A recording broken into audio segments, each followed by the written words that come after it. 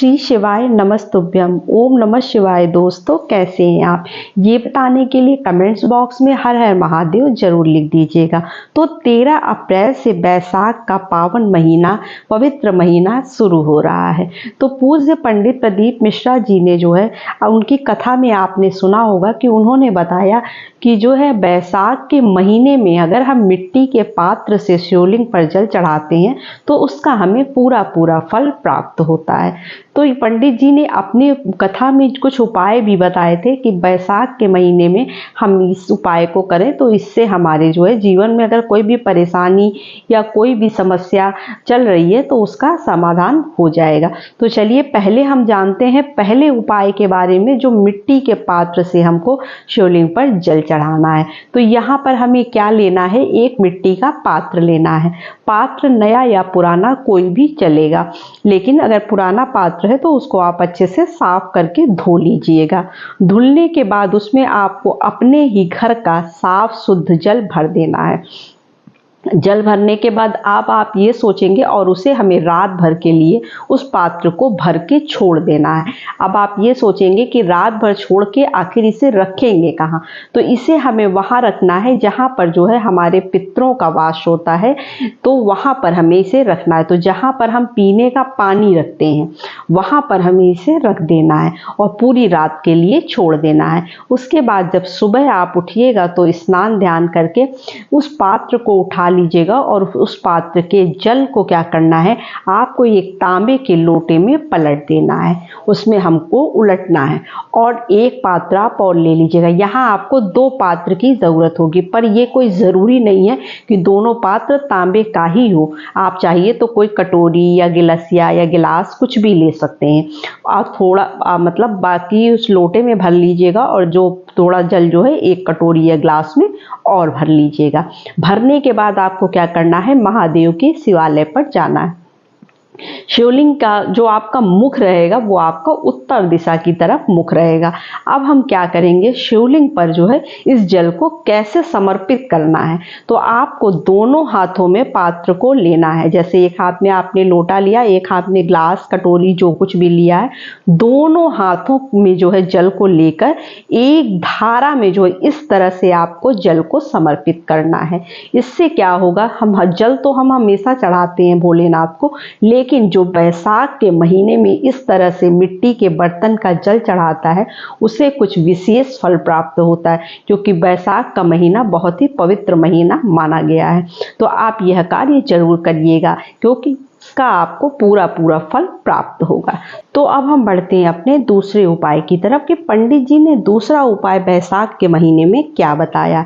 तो यहाँ पर जो है अगर रोग और रोगों से आप परेशान हैं, क्योंकि हर घर में रोग और बीमारी चली आ रही है, तो अगर आप रोगों को लेकर परेशान हैं, बहुत इलाज करा चुके हैं, बहुत ज़्यादा सब कुछ कर लिए हैं, लेकिन बीमारी ठीक होने का नाम नहीं ले रही, तो आप इस उपाय को बैसाख के महीने में जरूर करके देखिएगा।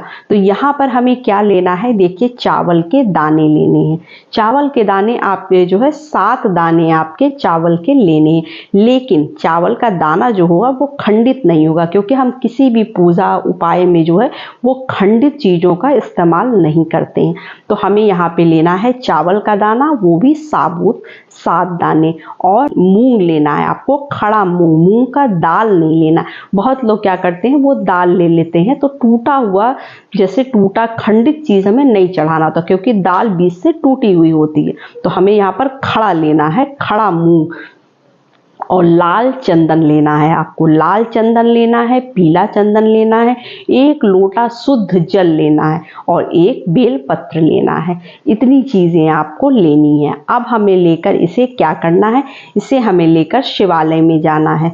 पहले हम भोलेनाथ को 1 लोटा जल जो है वो समर्पित कर देंगे। उसके बाद हम क्या करेंगे, जो बीच वाली पत्ती है उस पर जो है लाल चंदन से पूरा लेपन कर देंगे। उसके भी नीचे जो 2 पत्तियां और छोटी होती हैं उस पर हम पीला चंदन लगाएंगे। उसके बाद जो चावल के दाने हैं वो 7 चावल के दाने जो है, जो बीच वाली पत्ती जिस पर हमने लाल चंदन लगाया है उस पर वो 7 दाने चिपका देंगे। फिर उस बेल पत्ती को जो है हम अपने दाहिने हाथ पे रखकर माता अशोक सुंदरी को जो है समर्पित कर देंगे। जो शिवलिंग पे माता अशोक सुंदरी का स्थान होता है वहां पर इसको हमें समर्पित करना है। उसके बाद हमें क्या करना है, जो मूंग का जो हमने खड़ा मूंग लिया है उसको क्या करेंगे, कुंदकेश्वर महादेव का नाम लेते हुए उस मूंग को हम जो है वही भोलेनाथ पर समर्पित कर देंगे शिवलिंग पर। आपके जीवन में जो भी रोग बीमारी चल रही है उससे आपको जल्द से जल्द छुटकारा मिल जाएगा। तो यह उपाय आप करके जरूर देखिएगा। पंडित जी ने बताया है कि यह उपाय बहुत ही चमत्कारी है रोगों से मुक्ति पाने के लिए। तो अब हम बढ़ते हैं अपने तीसरे उपाय की तरफ।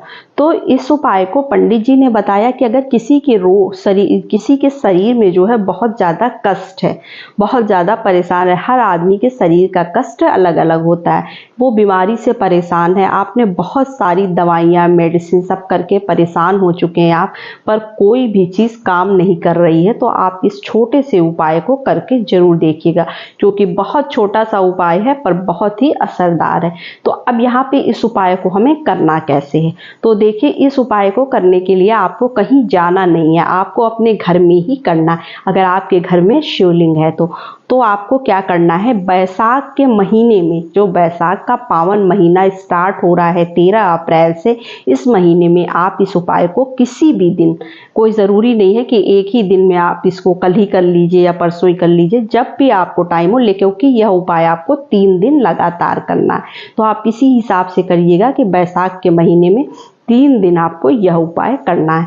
अब हम यहाँ पे इस उपाय को बताते हैं कि इसको करना कैसे। तो देखिए आपको 3 बेलपत्री लेनी है, 1, 2 और 3 बेलपत्री लेंगे। उसके बाद हम क्या करेंगे कि भोलेनाथ को जो है हर रोज 1 बेलपत्री, लेकिन इसकी टाइमिंग है, आप इसको 9:15 पर रात्रि में आपको यह उपाय करना है।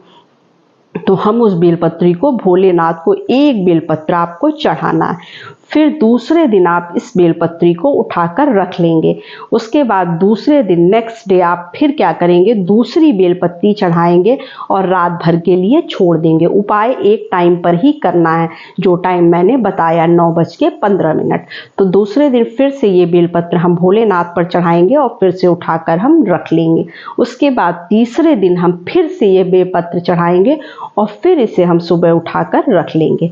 उसके बाद 3 दिन इसको लगातार करने के बाद आपको क्या करना है, इस बेलपत्ती भी सूख जाएगी, इसका आपको पाउडर बनाना है। पाउडर बनाकर आपको क्या करना है, इसको पीस के पाउडर बना लीजिएगा। उसके बाद जो व्यक्ति बीमार है, जो व्यक्ति कष्ट से परेशान है, उस व्यक्ति को किसी भी चीज में थोड़ा सा मिलाकर खिला दीजिएगा। उस व्यक्ति का कष्ट और रोग कैसे खत्म हो जाएगा आपको पता भी नहीं चलेगा। तो ये बैसाख के महीने में आप जरूर करिएगा, जो व्यक्ति बीमार है उसको बीमारी से छुटकारा दिलाने के लिए। तो बस यही छोटी सी वीडियो थी, छोटी सी जानकारी थी। वीडियो अच्छी लगे तो चैनल को लाइक सब्सक्राइब जरूर करिए, और हमारी आवाज़ पहली बार सुन रहे हैं तो चैनल को सब्सक्राइब करना बिल्कुल ना भूलिए। तो नमस्ते फ्रेंड्स, ओम नमः शिवाय, हर हर महादेव।